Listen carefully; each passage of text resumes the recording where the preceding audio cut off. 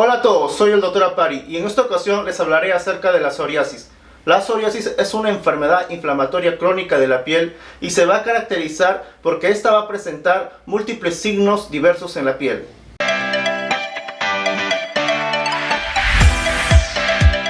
Además, esta enfermedad se caracteriza porque está muy relacionada a otras enfermedades, como por ejemplo la artritis, la obesidad, el síndrome metabólico, la diabetes, etc. Esta enfermedad es muy común en los niños y en los adultos. La prevalencia en adultos puede alcanzar hasta un 11.4% y en niños podría alcanzar hasta 1.4%. Y se menciona que cada vez que los países o los territorios más alejados de la línea del Ecuador, pues van a tener mayor prevalencia de psoriasis. No existe una predilección de la psoriasis acerca del sexo, puede darse de igual cantidad tanto en mujeres como en varones. Además, esta se puede dar en cualquier edad de la vida, pero es más frecuente o más prevalente en adultos. Las edades máximas de aparición de esta enfermedad en adultos se va a dar entre los 30 y 39 años y entre los 50 y 69 años. Con respecto a los factores de riesgo de la psoriasis, pues esta va a tener un componente genético y un componente de factor ambiental que rodea a la persona que padece de esta enfermedad, pero además también está relacionada con el comportamiento que adquiere la persona para contraer esta enfermedad, como por ejemplo el tabaquismo. Se encuentran elevadas tasas de psoriasis en aquellas personas que usan tabaco, aquellas que sufren de obesidad o aquellas personas que consumen alcohol, como uno de los ejemplos de factores de comportamiento que podrían hacer que aparezca esta enfermedad en la persona. Además, también se ha propuesto que algunos medicamentos y algunas infecciones pues podrían actuar como desencadenantes o exacerbantes de esta enfermedad. Con respecto a los factores genéticos, esto se ha postulado así debido a que el 40% de las personas que tienen psoriasis pues tienen antecedentes familiares de esta enfermedad, ya sea como una psoriasis en sí o como una artritis psoriásica. Además que esta enfermedad también se da con mayor frecuencia en gemelos monocigóticos y por eso también se postula este componente hereditario genético. Entre los medicamentos que podrían estar implicados en la aparición de esta enfermedad, vamos a tener como por ejemplo el litio, los beta bloqueantes y los medicamentos antipalúdicos. Las infecciones virales y bacterianas pues también están involucradas tanto con la aparición o como la exacerbación de esta enfermedad. Como por ejemplo vamos a tener las infecciones post-estreptocócicas que van a ocasionar una psoriasis en gota. Además también vamos a tener que aquellos pacientes que sufren de VIH también pues es un factor predisponente para la aparición o exacerbación de esta enfermedad. Con respecto a cómo se da esta enfermedad, pues se habla de un problema de inmunidad complejo en el cual van a participar característicamente las células T, las células dendríticas, también van a participar algunas citoquinas y también el factor de necrosis tumoral como los actores principales de esta enfermedad.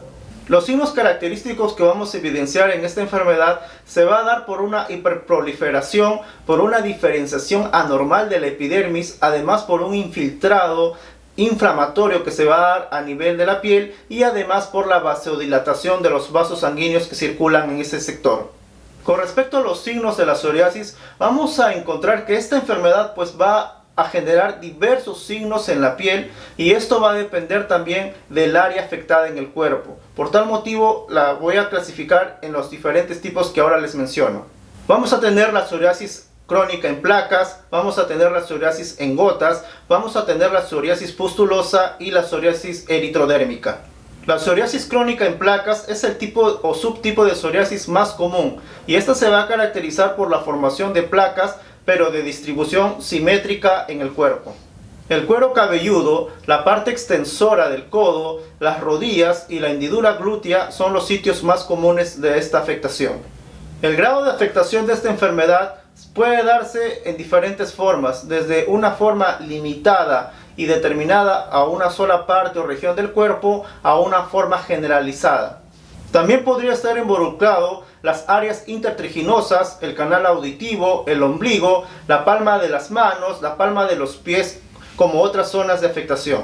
También podría involucrar las uñas. Estas placas se van a caracterizar por ser eritematosas, es decir, de una coloración rojiza y bien delimitadas. Estas placas pueden variar de tamaño y podrían ser menores de 1 centímetro e incluso mayores de 10 centímetros de tamaño. Sobre estas placas suelen haber escamas gruesas y plateadas, las cuales pues podrían desaparecer luego del baño o la aplicación de emolientes a nivel de esta zona, desapareciendo estas escamas de forma temporal. Estas placas podrían ser asintomáticas, es decir, que no causen ningún síntoma, pero el prurito o comezón es el síntoma común. La afectación de las palmas de la mano o de la planta del pie podría incluir la formación de fisuras que suelen ser muy dolorosas. La psoriasis en gotas se va a caracterizar por la aparición brusca o abrupta de múltiples pápulas o placas psoriásicas pequeñas en el cuerpo. Estas pápulas y placas suelen ser de un tamaño menor de 1 centímetro y se caracterizan porque mayormente se van a presentar en el tronco y en la parte proximal de las extremidades. Este tipo de psoriasis generalmente se va a dar de forma aguda, de una aparición abrupta o repentina, ya sea en niños o en adultos, y generalmente estos pacientes no han tenido psoriasis anteriormente. Es poco frecuente que este tipo de psoriasis, la psoriasis en gota, se presente luego de un paciente que ya tenga psoriasis establecida. Además, se le ha dado una relación entre algún tipo de infección, como por ejemplo una faringitis estreptocócica, con la aparición de la psoriasis en gotas. La psoriasis pustular es un tipo de psoriasis que podría traer complicaciones que suelen ser generalmente mortales. La variante más grave de esta enfermedad se va a dar como una aparición aguda de un eritema generalizado asociado a descamación y a la aparición de láminas pustulosas. Este tipo de psoriasis puede estar asociado a la aparición de malestar general, fiebre, diarreas, la presencia de una leucocitosis e hipocalcemia. Las anomalías hepáticas, renales, respiratorias o la aparición de sepsis son complicaciones muy comunes de este tipo de psoriasis. Entre los factores de riesgo que hacen que podría aparecer este tipo de psoriasis vamos a tener el embarazo, algunas infecciones y la suspensión abrupta de corticoides orales. La psoriasis eritrodérmica es un tipo de psoriasis poco común, la cual puede tener una forma aguda o una forma crónica. Esta se va a caracterizar por la aparición de un eritema generalizado con aparición de descamación, ya sea de gran parte del cuerpo o de la totalidad de la superficie corporal. Estos pacientes van a tener alto riesgo de complicación debido a que la barrera mecánica va a estar muy perjudicada y alterada, lo cual va a contribuir a las infecciones que se podrían dar en esa zona. Además, estos pacientes se van a deshidratar por la pérdida de líquidos que van a tener a través de la piel debido a la alteración de la barrera. Van a haber algunos sitios especiales de la psoriasis, los cuales pues les voy a detallar a continuación. Vamos a tener, por ejemplo, la psoriasis intertriginosa. También vamos a tener la psoriasis que podría darse a nivel de las uñas, y también vamos a tener la psoriasis que puede afectar las palmas de las manos y las plantas de los pies, presentando ciertas características particulares cuando afectan en esas zonas.